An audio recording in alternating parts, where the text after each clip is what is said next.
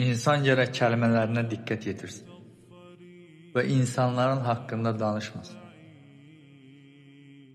Çünki hər bir söz toxumdur. Qəlbləri əkilər o toxum. O toxumun xeyrisindən danış ki, sabah meyvəsi səni utandırmasın. Həqiqətən də bu belədir. Hasan Al-Basri rahimullah buyurur ki, insanın arxasıca danışanda sanki sən öz əməlləri onun cibinə qoyursun.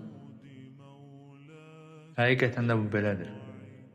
İmam Abu Hanifə rahimullah buyurur ki, sükut peşman olmayacağın tək bir kəlamdır.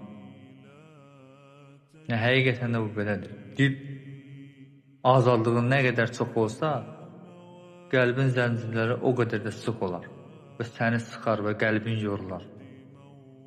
Elə insanı yıxan da, qaldıran da dildir. Ona görə də onu ya zikirlə məşğul et, ya da sus ən xeyirlisi.